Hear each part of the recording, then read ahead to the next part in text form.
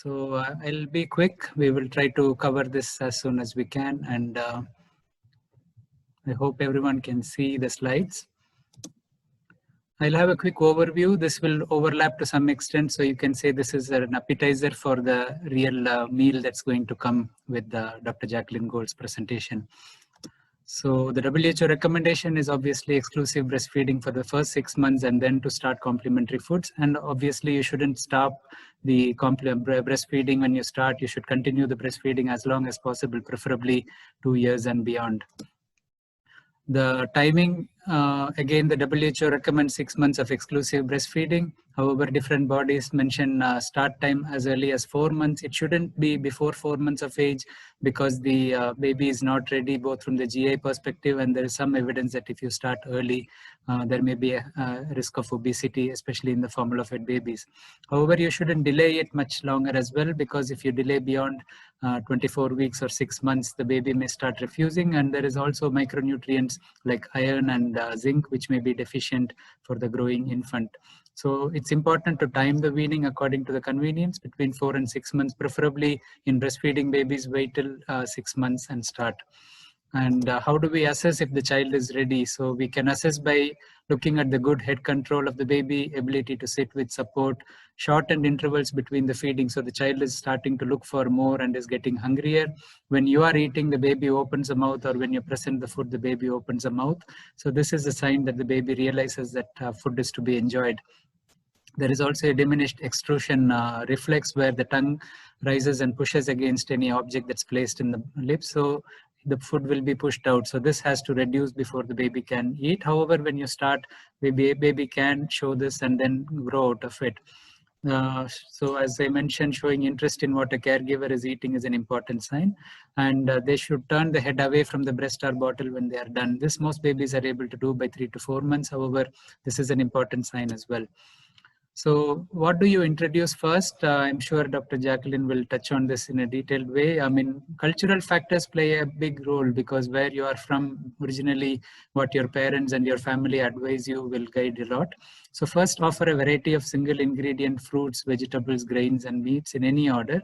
And you allow the baby to become accustomed to diverse flavors. So don't stick to just one type of food.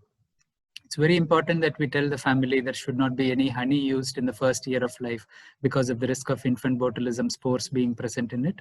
Whole milk is any animal's whole milk is not recommended in the first year. We shouldn't add salt or sugar, and there shouldn't be any sweetened beverages. We should avoid excess of rice-based weaning, like in some countries like India they do, as the arsenic load may not be good for the baby. We should give a mix of oats, wheat, and other grains. And at the same time, don't give excessive wheat because of the gluten sensitization risk. And in terms of introducing allergenic foods, again, this is going to be mentioned by Dr. Gold. The current evidence shows that there is no benefit in delaying the introduction of allergenic foods. Such foods can be introduced in culturally appropriate fashion anytime after 4 to 6 months, after the non-allergenic foods are tolerated.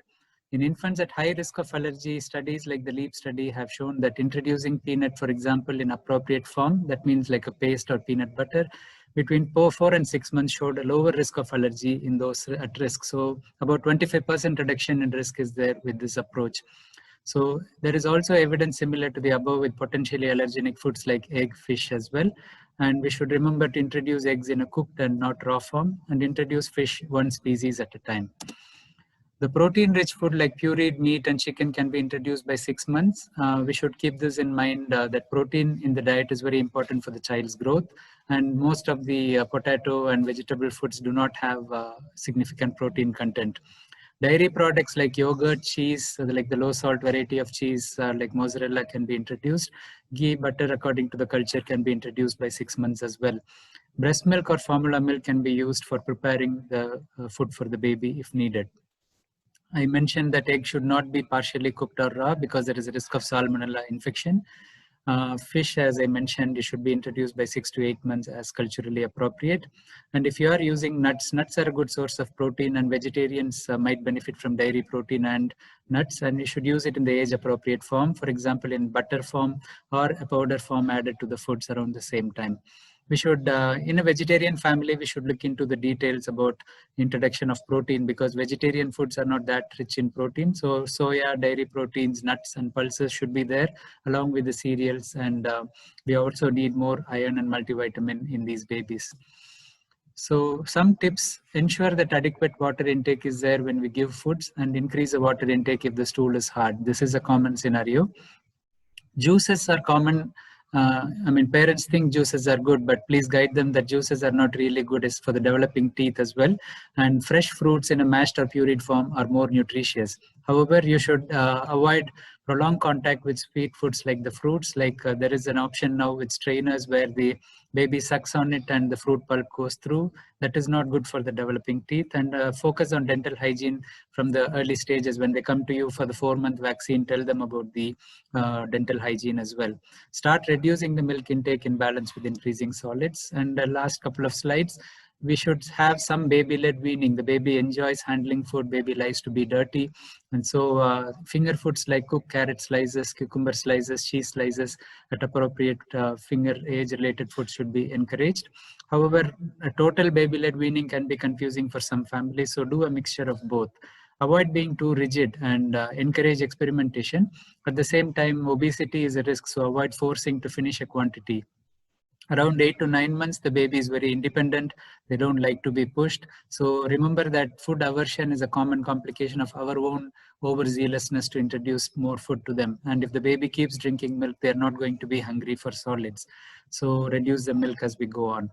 Avoid giving the same texture. And when we give over-reliance on ready-made weaning foods in jars, this texture change doesn't happen. So experiment more, and that way baby will take more variety. And same way with the granular or chopped food beyond 9 months. So we can give toasted bread and so on with different textures. So babies don't reject such foods. So if you have a delay in introducing such foods, babies tend to get stuck on pureed food. So I often get 15-month-old, 18 months old saying my baby doesn't take more than pureed food. So this is because they delayed the introduction, and you have to change the behavior over time.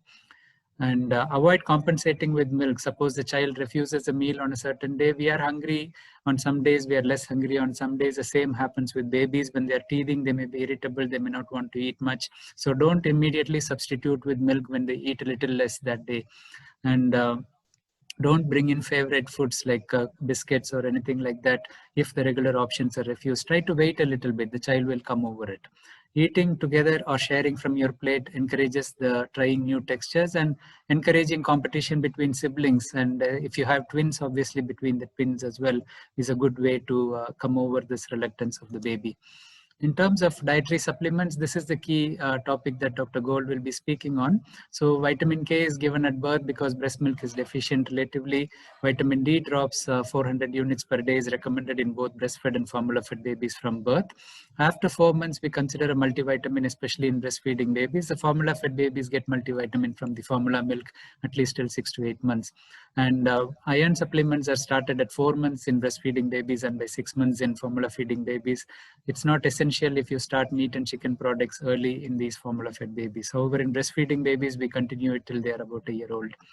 When introducing complementary foods, consider iron-fortified or iron-rich foods. This is very important.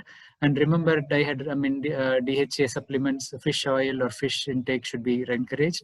And most of the countries here do not have fluoride in the water. So remember that a fluoride-containing toothpaste is introduced as soon as the baby starts teething. Continue these at least till 1 year of age, preferably till 2 years. However, some guidelines like UK suggest that you continue supplements till 5 years.